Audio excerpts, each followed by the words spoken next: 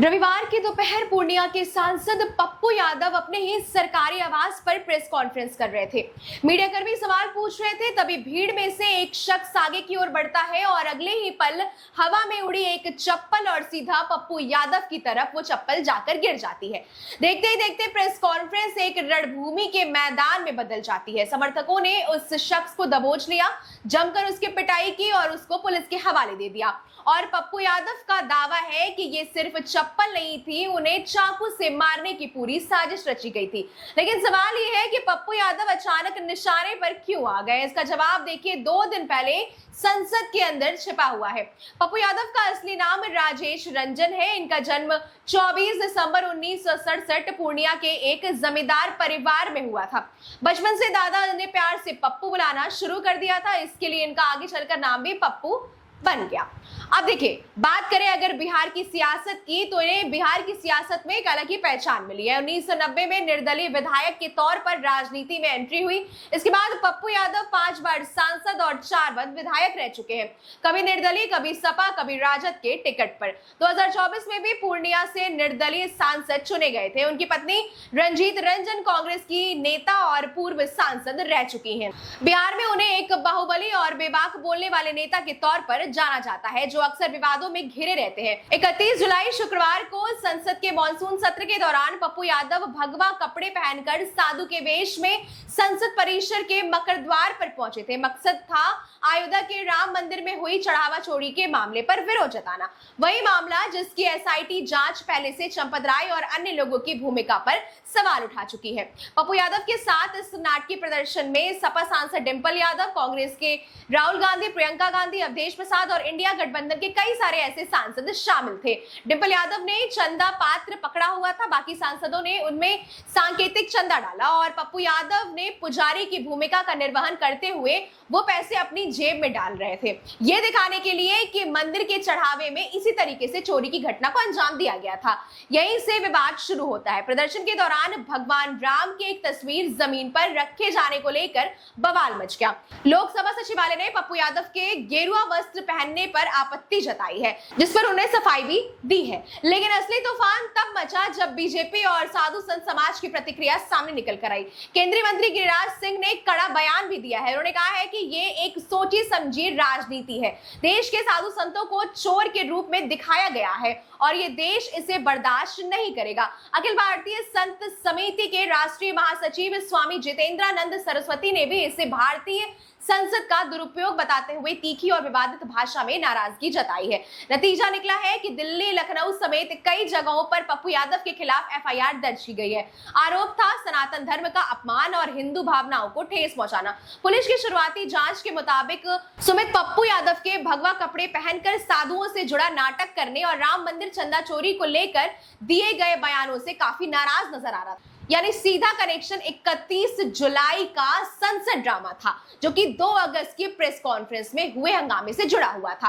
अब सबसे दिलचस्प मोड़ देखिए कि आरोपी के एक दोस्त का बयान सामने निकल कर आया है, जिसमें पप्पू यादव ने यह बयान दिया था कि उन्हें चाकू से मारे जाने का भी दावा था। अब तो डेली बाबा लोग कह रहे हैं चला दो, 51 लाख रुपया देंगे, 11 लाख रुपया देंगे, सब कह रहे हैं मारो, हम तो बचाई। अब तो देखिए हम उस पर सो गए कि नहीं सो गए। पुलिस का आपने उसको पकड़ के आप बहुत गंभीर वो बात कह रहे हैं, आपके हाथ में एक चाकू है क्या? वो तो मैंने अभी फोटेज दिखाया भैया, अभी तो मारने की साजिश थी, तो बच गया। लोग अभी मिलने वाले जनता दर्शन नहीं होते। पप्पू यादव का ये दावा जिसको उसने खारिज किया है, उसका कहना है कि हम चाकू लेकर नहीं गए थे। यानी अब देखिए, दोनों तरफ की कहानी में सीधा टकराव है।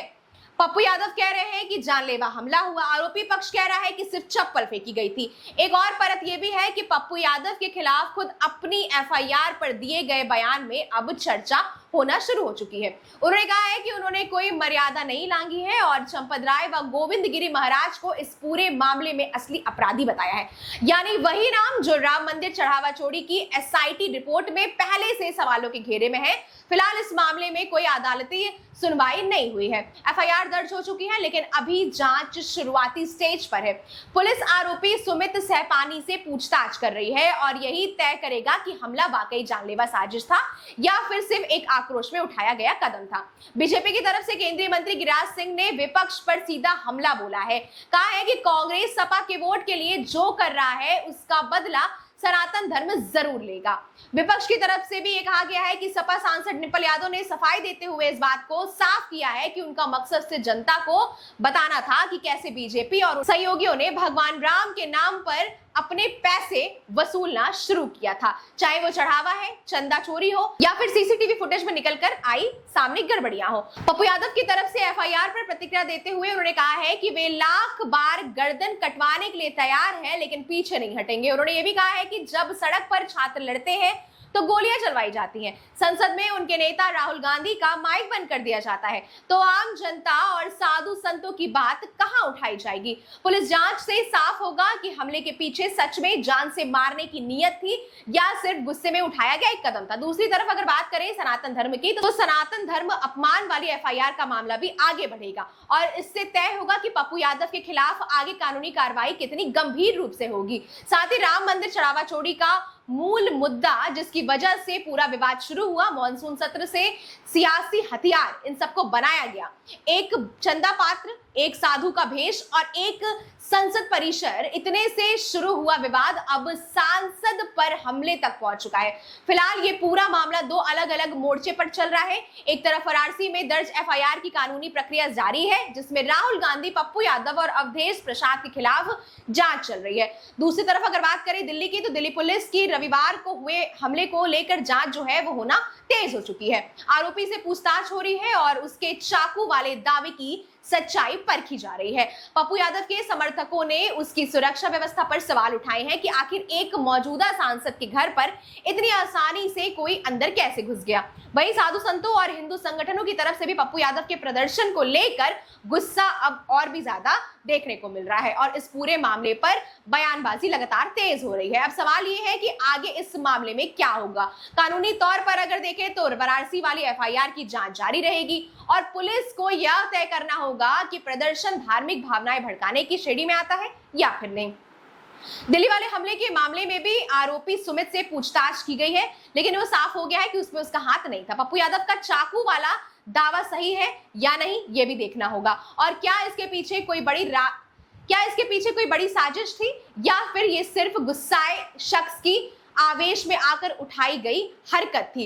सवाल सिर्फ चप्पल या चाकू का नहीं है, सवाल यह है कि राजनीति में विरोध जताने का तरीका कहां खत्म होता है और धार्मिक भावनाओं की टक्कर कहां से शुरू होती है। और सबसे बड़ा सवाल है कि अगर एक सांसद अपने घर में सुरक्षित नहीं है तो आम जनता के लिए सुरक्षा का दावा कितना सच होगा। इस खबर पर अपनी प्रतिक्रिया जरूर साझा करिएगा। तब तक के लिए बने रहे संपन्न भारत के साथ। धन्यवाद।